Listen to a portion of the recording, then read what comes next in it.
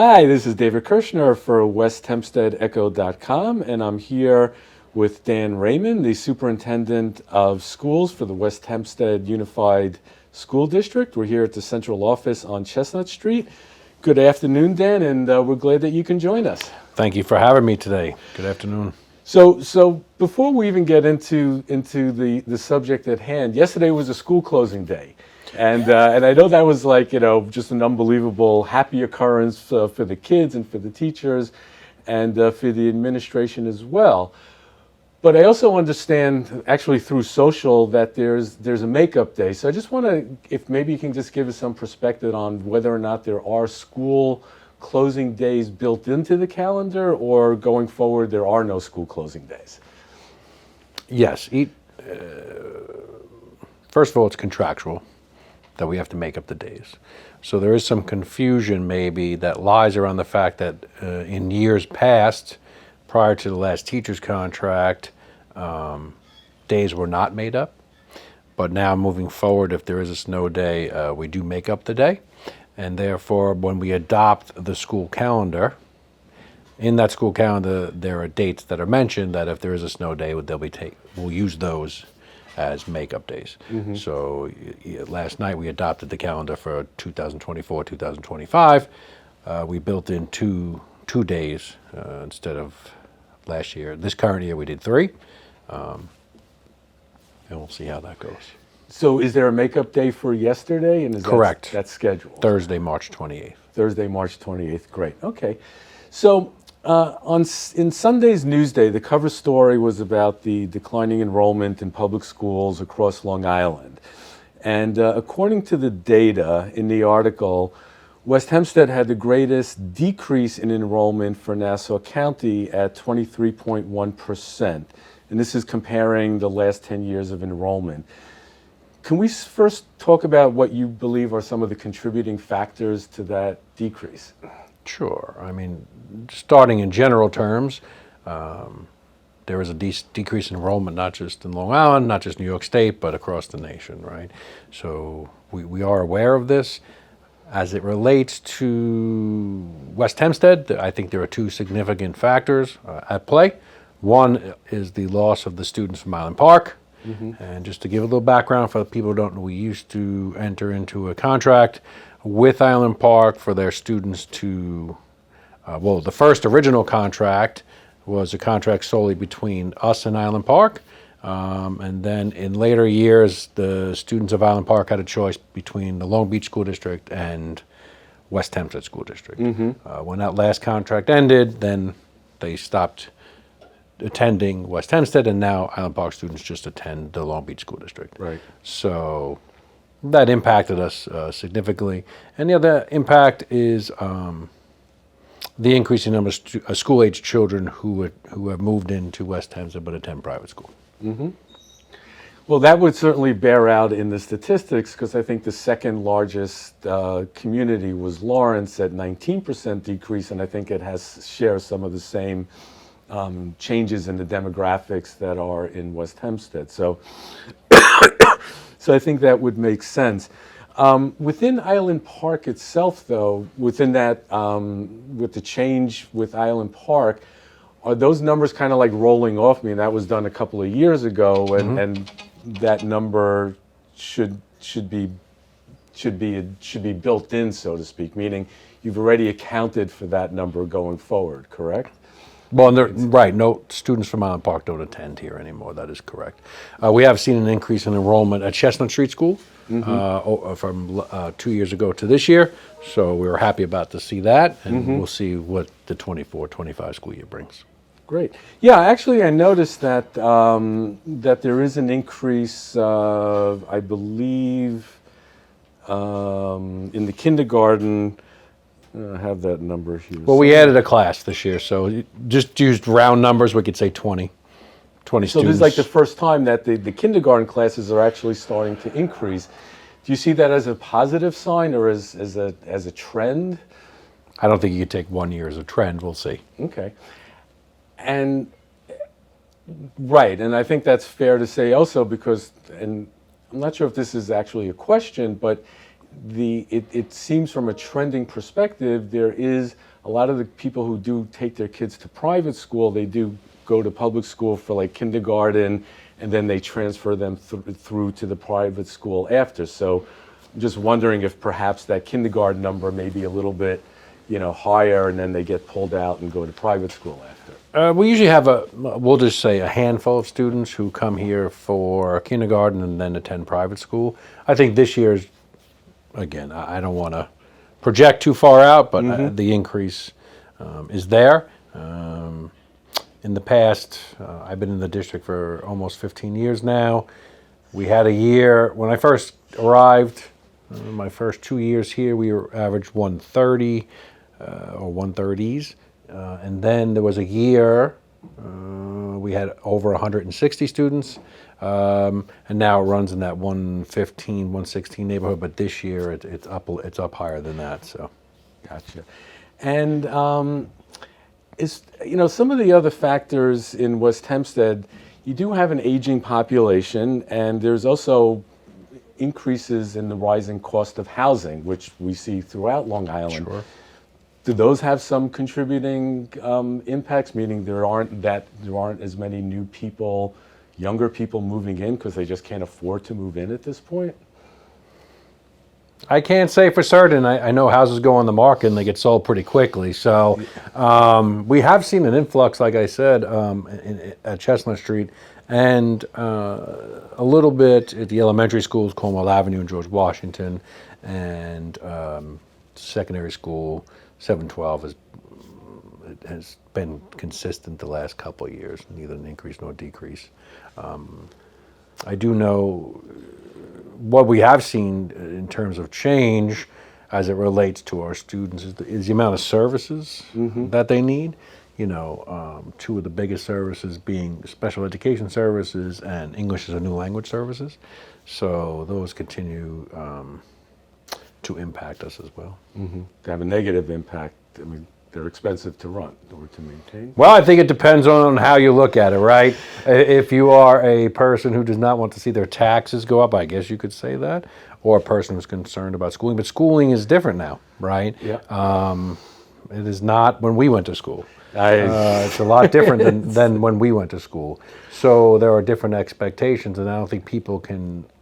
It's hard for people to wrap their head around that, right? Nor would you expect them to do so if they're working full time and things like that. They're not going to be as actively involved in the school system. But an E&L program, special ed program, it could run anywhere from what we call an ICT model, which stands for integrated co-teaching, where there'll be two teachers in a room, right? We didn't necessarily have two classroom teachers in a room.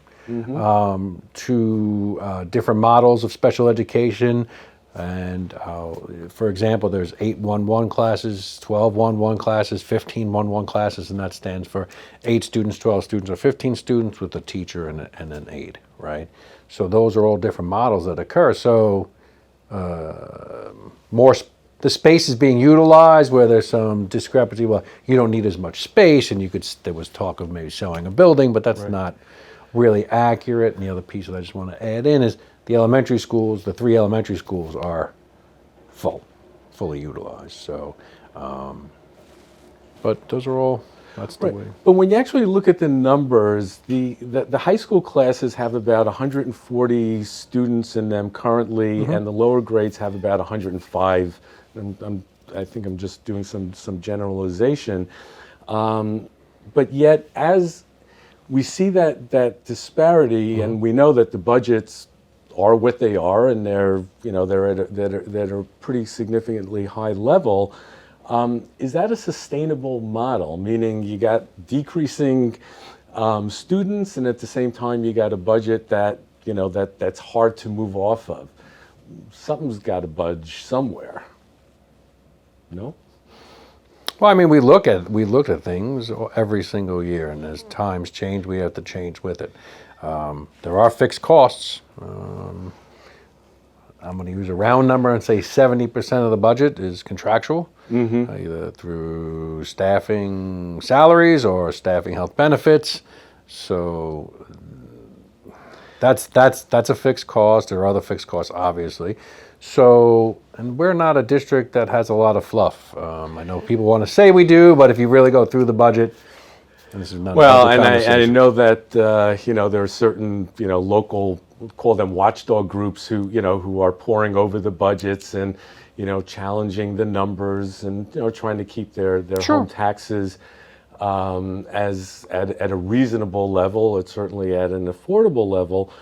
But when you really look at things, we're looking at about a 25% reduction in school population.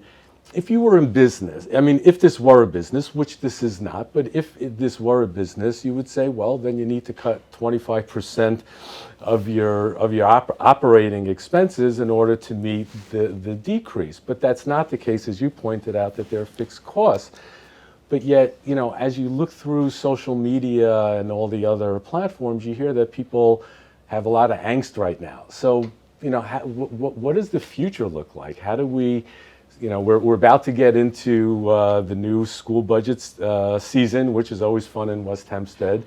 And how do we first challenge this big issue of decreasing numbers and a budget that doesn't want to budge? Well, I don't know if I would categorize it as just as simply saying 25% decrease, if that's the number we're using for this conversation, that's fine. And then we should correspondingly have a 25% decrease in the budget. Because the budget doesn't just consist of working with the number of students in the school district. Mm-hmm. We have students, public school students who attend BOCES out of placement school districts, out of district schools. We have school-age children who live in our community that attend private school. And that's not placing blame on anybody. Those are just facts of working in a school district. Again, I don't think people have a strong understanding of what it takes to run a school district in this day and age. Let's use some examples. Mm-hmm. First one, let's talk about a student who might attend a BOCES out of district placement. Mm-hmm. That could cost anywhere from, I'll go low end of $75,000 to well over $100,000 for one student. Mm-hmm. Wow. That's a 4-year college education in 1 year, right? Mm-hmm. So that's something to consider. And again, I'm not begrudging anybody anything. We believe that's what the student needs, and the parent thinks that's what they need, then that's what we have to do.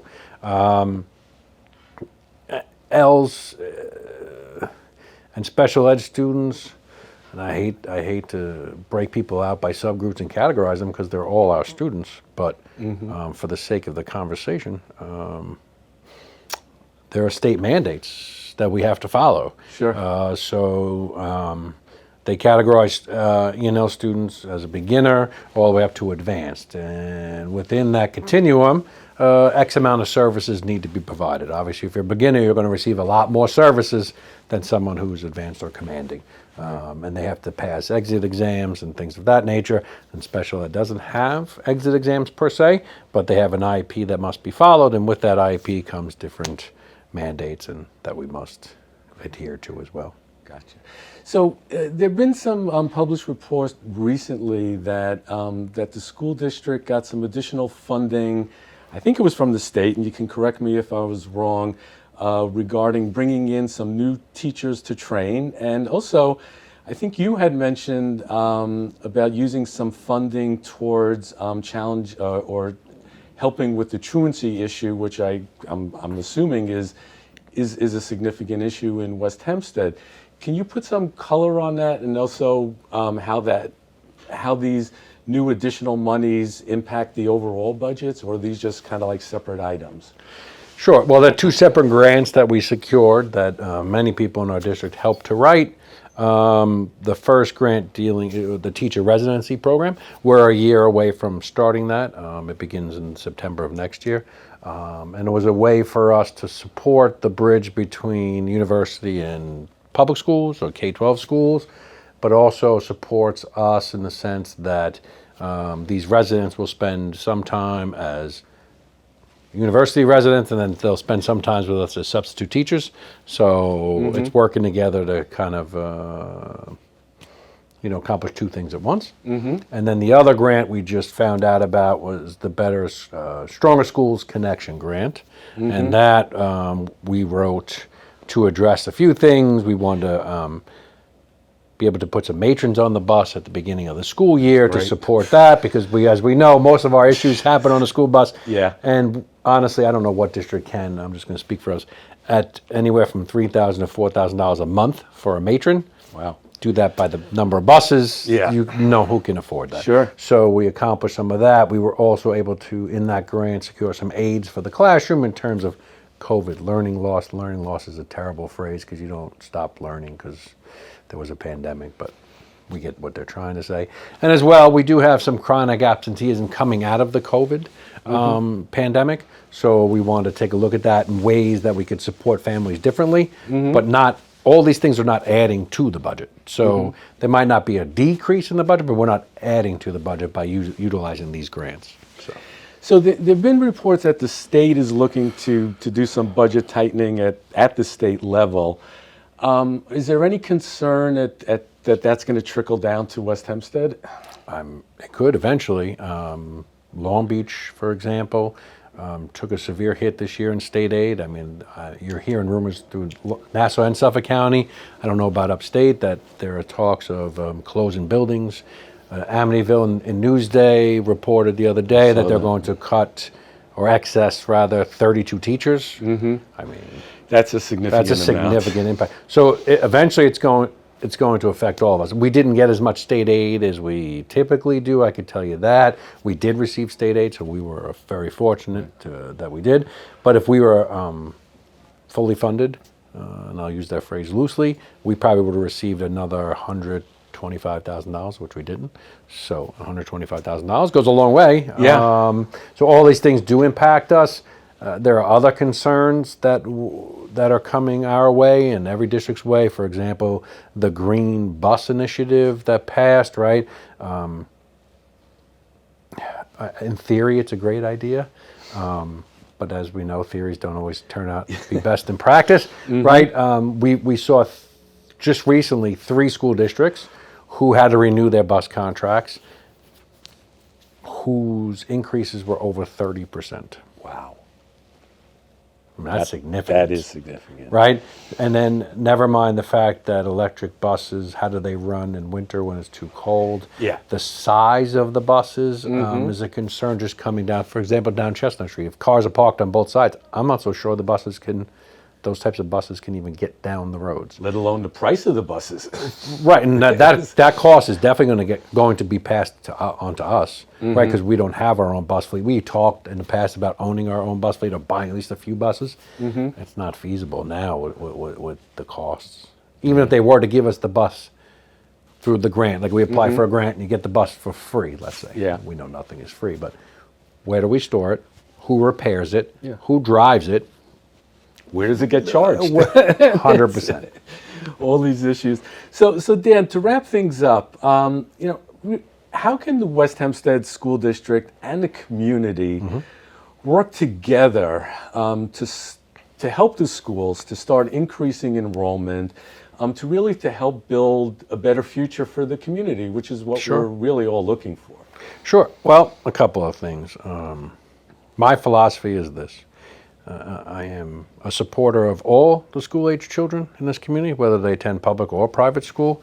And if a family's belief is that they should send their children to private school for religious reasons, I will support that. I do not try to influence that in any way, shape, or form. That's a personal decision that each family has to make for themselves. If you are not sure what you want to do, then I call those the fence sitters. I would be happy to speak with them. And we offer a very robust program. We've done a lot of great work around here as a community. I'll give you some quick points. Our graduation rate in just over a decade has gone from mid-80s to mid-90s. Our advanced region diploma rates have increased. We offer a number of AP classes, and we do that. We alternate some of them so that over a 4-year high school experience, 9 through 12 experience, they can take as many as possible, right? We have a partnership with Nassau Community College. We continue to expand offerings in terms of clubs. We have a partnership with NYU Langone, the Vision Scholar Program, where underprivileged kids can work with doctors, work with people who are in med programs, and they meet monthly. We get involved with the Adelphi STEP program on Saturday, which is a great program for kids to be exposed to different things. So we have a number of different programs. I think one thing we could all wrap our heads around and work together on is to speak with our legislators in terms of our reserves, right? And there's always an argument that we should have, and I'm not looking to jump into the hornet's nest here, but for example, ERS. I've had some discussions with some other superintendents, and I think this is a good idea. So you can appropriate some of that funding of the reserves in ERS for retirement. Well, if the state is saying that they're going to continue to cut back state aid, which they said they're going to do, then you should allow us to use, quote unquote, our savings accounts. Sure. In different ways. So maybe they should rewrite the laws around ERS, legislation around ERS, in terms of maybe allowing us to appropriate some of that funding towards paying for the health care, right? Still similar to what ERS is being used for. But if we're at the point of a rainy day, we're here, right? And so if we could wrap our heads around things of that nature and we could all advocate for that, then that helps everybody, right? It helps keeps costs down, and it'll serve its purpose, and everyone could benefit from that. So potentially we could be seeing some activity regarding the reserve as we go forward and as the belts get tightened, in Albany. Well, yes, I would hope that the legislature does that. We've had 2 budget revotes in the last 2 years. This past budget, and I'm going to stay impartial to this, but we ended up using our reserves. We're down $1 million. Yeah. So at the end of the day, people wanted us to use our savings account, and I'll keep using that phrase because that's the easy way for people to understand it, I think. We did use it. Yeah. And we didn't refund it. Eventually, if you use all your savings account and there's no more savings account, what do you do? Right, so there is that we have to give thought to, and there's a fair balance that we have to strike between what everybody wants and knowing you're not going to make everybody happy, but try to do our best. If you do things along the lines of an Amityville and you cut 32 teachers, you cannot rightfully expect kids to graduate at a high rate, kids to get advanced regents diplomas, kids to take a lot of, take course offerings to advance themselves into the next stage of life. So those are all concerns that we have to figure out. And, when you talk about, making everyone happy, Dan and I, along with Norm, were here a few weeks ago for the annual school bell ringing. And I can tell you what we did see were just happy kids. We saw happy kids throughout the school. We saw happy kids. We saw happy, it was just a really, great experience. Sure. And at the end of the day, that's really what counts. It's about the students. And Dan, we want to thank you for your time here talking to us at West Hempstead Echo, and we appreciate your transparency. We recognize that these are difficult subjects, and thanks for talking with us. We appreciate you coming in as always. We look forward to future conversations, and you are absolutely right. I just want to add this last piece. And West Hempstead represents America. It looks like America. It feels like America. And you are absolutely right. If you walk into Chestnut Street on any day, you see happy, smiling faces from all different walks of life. And that's the way America is intended to be. And so they are our future. And public school is an investment for all people, not just for the people attending it. Absolutely. So Dan, thank you very much. Thank you. We appreciate it. All right.